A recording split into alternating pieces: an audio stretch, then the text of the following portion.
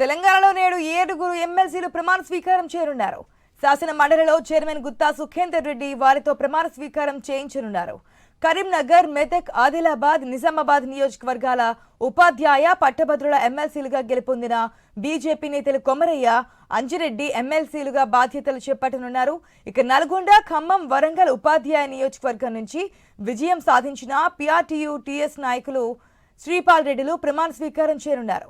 అలాగే ఇటీవల శాసన మండలికి ఎన్నికైన 5 సభ్యుల్లో కాంగ్రెస్ నాయకులు విజయశాంతి, శంకర్ నాయక్, అద్దంకి దయాకర్, సిపిఐ నేత సత్యం బాధ్యతలు చేపట్టనున్నారు. బీఆర్ఎస్ నుంచి ఎన్నికైన దాసోజు శ్రవణ్ కుమార్ స్వల్ప అస్వస్థత కారణంగా 2-3 రోజుల అనంతరం ఎమ్మెల్సీగా ప్రమాణ స్వీకారం చేయనున్నారు.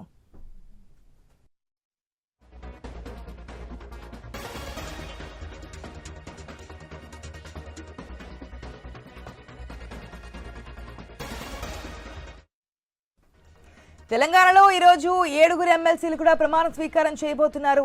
దీనికి సంబంధించిన మరిన్ని అప్డేట్స్ మా స్పెషల్ కరెస్పాండెంట్ సునీల్ ద్వారా తెలుసుకుందాం. సునీల్, ఇటీవల కొత్తగా ఎమ్మెల్సీలుగా ఎన్నికైనటువంటి 7 ఎమ్మెల్సీలు ఈ రోజు ప్రమాణ స్వీకారం చేయబోతున్నారు. ఉదయం 9:30 గంటలకు మండలి చైర్మన్ గుత్తా సుఖేందర్ రెడ్డి ఛాంబర్ లో ఈ ప్రమాణ స్వీకార కార్యక్రమం ఉండబోతుంది. ఇక బీజేపీ నుంచి ఈ కరీంనగర్, మెదక్, ఆదిలాబాద్, అదేవిధంగా నిజామాబాద్ టీచర్స్ కావచ్చు, అదేవిధంగా గ్రాడ్యుయేట్ స్థానం నుంచి ఎమ్మెల్సీలుగా ఎన్నికైనటువంటి మల్క కుమరయ్య, అదేవిధంగా అంజిరెడ్డి ఇద్దరు కూడా తెలుగు తల్లి ఫ్లైఓవర్ అంబేద్కర్ విగ్రహం నుంచి ర్యాలీగా ఇటు మండలికి రాబోతున్నారు. కార్యక్రమంలో పెద్ద ఎత్తున బీజేపీ నేతలు కూడా ఈ ర్యాలీలో పాల్గొనబోతున్నారు. వాళ్ళు ఇంకా బీజేపీకి సంబంధించినటువంటి 2 ఎమ్మెల్సీలతో పాటు కాంగ్రెస్ నుంచి ఎమ్మెల్సీలుగా ఎన్నికైనటువంటి విజయశాంతి, అద్దంకి దయాకర్, అదేవిధంగా శంకర్ నాయక్ ఈ 3 కూడా ఈ రోజు ప్రమాణ స్వీకారం చేయబోతున్నారు. ఇక సిపిఐ నుంచి ఎమ్మెల్సీగా ఎన్నికైన సత్యం ఆయన ఈ రోజు ప్రమాణ స్వీకారానికి ఆయన కూడా ఈ రోజే ప్రమాణ స్వీకారం చేయబోతున్నారు. ఇక టీచర్స్ ఎమ్మెల్సీకి సంబంధించి వరంగల్, ఖమ్మం, నల్గొండకు సంబంధించి పీఆర్టీయూ టీఎస్ నుంచి గెలుపొందిన శ్రీపాల్ రెడ్డి ఆయన కూడా ఈ రోజే ప్రమాణ స్వీకారం చేయబోతున్నారు. ఇక బీఆర్ఎస్ నుంచి ఎన్నికైనటువంటి ఎమ్మెల్సీ దాసోజు శ్రవణ్ స్వల్ప అనారోగ్యం కారణంగా ఆయన ఈ రోజు ప్రమాణ స్వీకారం చేయట్లేదు. మరో 1-2 రోజుల్లో ఆయన చేస్తారని చెప్పేసి బీఆర్ఎస్ వర్గాలు అయితే చెప్తున్నాయి. మొత్తం కూడా 7 ఎమ్మెల్సీలు ఈ రోజు ప్రమాణ స్వీకారం ఉండబోతుంది.